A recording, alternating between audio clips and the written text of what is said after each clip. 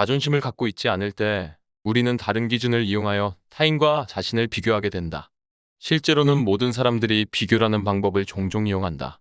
이처럼 끊임없이 비교하는 희생의 함정에서 빠져나오려면 내면에 강한 신념을 갖고 몇 가지 전략을 실행해야 한다. 그리고 무엇보다도 다른 사람처럼 되는 것이 불가능하다는 사실을 인정해야 한다. 어떤 경우에도 우리는 여전히 자기 자신일 수밖에 없다. 비교의 올가미에서 빠져나오는 첫 단계는 오직 나 하나만 존재한다는 것을 깨닫는 것이며 어디를 가더라도 그것을 받아들이는 것이다. 가는 곳마다 내가 존재한다라는 오래된 격언이 있다. 나의 내면 깊은 곳에 존재하는 감정, 생각, 욕망의 측면에서 나와 같은 사람은 하나도 없다. 이런 개념을 인정한다면 어떤 일을 하거나 혹은 하지 말아야 하는 이유로 왜 다른 사람의 사례를 이용해야 하는지 의문이 생길 것이다. 대부분의 사람들은 표준화에서 편안함을 찾는다. 하지만 다른 사람들과 같은 방식으로 존재해야 한다는 암시와 압력들에도 불구하고 우리는 절대로 그렇게 할 수 없다. 자기가 특별한 존재라는 점을 깨닫는 동시에 언제나 고독하다는 사실도 인정해야 한다. 그렇다, 우리는 고독한 존재이다. 이 세상 어느 누구도 내가 느끼는 것을 느낄 수 없다. 당신이 수십만 명에 둘러싸여 있어도, 어느 한 사람과 사랑을 하고 있어도, 혹은 작은 방에 혼자 있어도 마찬가지다. 우리의 필연적인 실존적 고독함은 나라는 인간 존재가 자기 자신의 특별한 감정과 사고로 인해 어쩔 수 없이 고독해진다는 데 기초를 두고 있다. 실존적 고독함에 대한 자각은 그것을 어떻게 다루느냐에 따라 우리를 매우 자유롭게 할 수도 있고 구속할 수도 있다. 어느 경우든 절대로 고독함에서 벗어날 수는 없다. 실존적 고독감은 커다란 고통을 주지만 위대한 힘의 근원이기도 하다. 다른 사람들의 삶을 본보기 삼아 자신의 삶을 개척해 나가고 싶다면 19세기의 노르웨이 극작가인 헨리크 입센의 말을 생각하라. 이 세상에서 가장 강한 사람은 누구보다도 홀로 서 있는 사람이다. 당신은 이 말을 반사회적이고 이기적인 태도로 해석할 수도 있고, 혹은 당신 자신의 현실적인 한계가 일러주는 것을 깊이 살펴볼 수도 있다. 사실 인류에 가장 큰 영향을 주고 또한 가장 많은 사람들에게 도움을 주었던 사람은 다른 사람들이 일러주는 대로 따라했던 사람들이 아니라 그들 자신의 내면적인 감정에 귀를 기울였던 사람들이다. 이러한 통찰력을 얻은 다음에는 또 자기 비교라는 게임에 매우 쉽게 빠질 수 있다는 사실과 싸워야 한다. 이것은 참으로 보편적인 병폐로서 아주 강하게 저항하는 사람들을 제외하고는 거의 모든 사람들을 괴롭힌다. 우리 사회는 사람들과 행동이 의미하는 바를 알아채기 위해 항상 외부 세계를 살펴보라고 가르친다. 그래서 결과적으로 비교 관점이 판단의 많은 부분을 결정한다. 자신이 총명한지 어떻게 알 수 있는가? 자신을 다른 사람과 비교하기 때문이다. 자신이 침착하다는 것을 어떻게 알 수 있는가? 또한 자신이 매력적이고 가치 있고 행복하고 성공적이며 만족스러운지 어떻게 아는가? 주변에 있는 사람들이 어떻게 하고 있는지 확인하고 자신이 비교의 척도에서 어느 눈금에 어울리는지 결정함으로써 알 수 있는 것이다. 일반적인 기준으로 측정하는 것 말고는 자기를 판단할 수 없는가? 사람들은 자기를 측정하는데 훨씬 더 중요한 지표를 무시하고 있다. 그것은 바로 자기의 삶이 진행되는 방식에 대한 스스로의 만족감이다. 자기를 평가하기 위하여 밖을 살펴볼 필요는 없다. 자신이 똑똑한지 어떻게 알겠는가? 그것은 스스로 그렇다고 말하고 인식하기 때문이며 또 자기 하고 싶은 대로 일을 해낼 수 있기 때문이다. 당신은 매력적인가? 자신의 기준에 따르면 그럴 것이다. 자신을 희생시켜가면서 다른 사람이 정해놓은 매력의 기준을 받아들이기보다 스스로 기준을 정하는 편이 좋다. 자기 비교를 할 경우 자기 자신에 대한 평가가 항상 외부의 누군가에 의해 좌우되기 때문에 치명적일 수밖에 없다. 우리는 결국 자기 비교를 통제할 수 없게 될 것이다. 다른 사람들이 나를 어떻게 판단할지 확실히 알 수 없기 때문에 자기 비교의 게임은 나의 내면적인 안정감을 빼앗는다. 그러나 자기 비교는 홀로 나아가야 할 때 생기는 모든 어려움을 없애주기도 한다. 그래서 자기 자신을 남과 비교하는 것이 유혹적으로 느껴지는 것이다.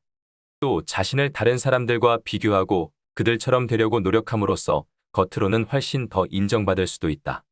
다른 많은 사람들과 같은 식으로 일을 처리하면 분명 잘못되지는 않을 것이다. 그러나 자신이 해야만 하는 일을 결정하면서 다른 사람에게 의지해야 한다면 당신은 결정적으로 자기 비교의 희생자 올가미에 빠지게 된다. 그렇다고 희생자가 되기를 거부한다는 걸 입증하기 위해서 모든 상황에 순응하지 않는 인간이 될 필요는 없다.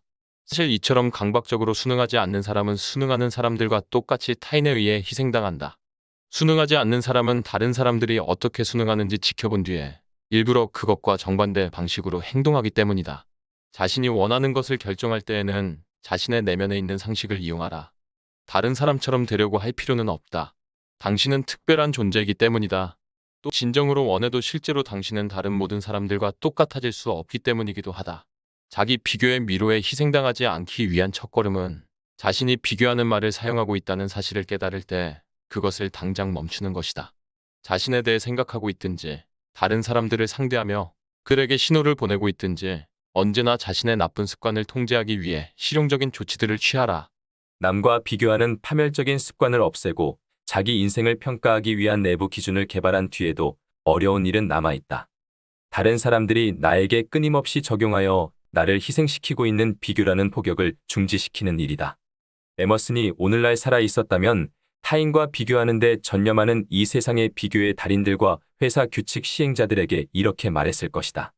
개개의 성격에는 저마다 아름다운 속성이 들어있고 개개의 인간 정신에는 저마다의 방식이 있다. 진실한 인간에게는 결코 규칙이 필요치 않다.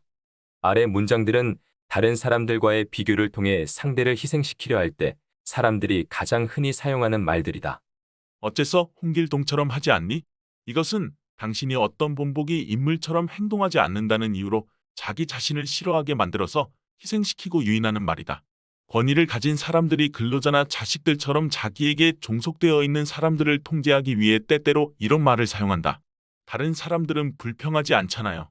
이런 전술은 너무 소심한 나머지 자기의 주장을 제대로 펴지 못하는 사람들을 다른 모든 사람들과 똑같이 행동하게 만든다. 세상 모든 사람이 당신처럼 행동한다면 어떻게 될까요? 내 권리를 요구할 때 가해자들은 혼란을 부추기고 있다고 말함으로써 수치심을 주려고 애쓴다. 알고 있겠지만 모든 사람들이 자기 권리를 관철시키려고 하지는 않는다. 설령 모든 사람들이 그렇게 한다면 이 세상이 훨씬 더 살기 좋은 곳이 될 뿐이다.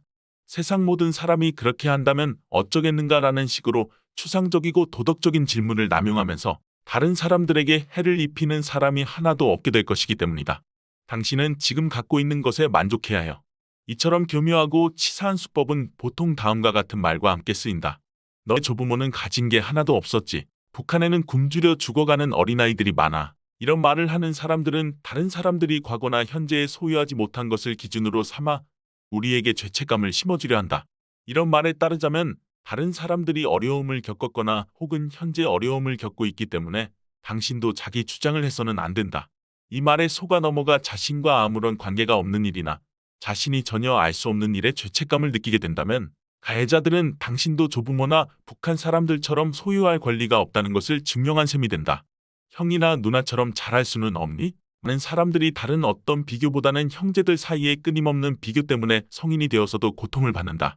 가족 구성원 중 다른 누구처럼 되라는 기대를 받고 자라는 어린이는 자신의 개성과 가치를 개발할 수 없다.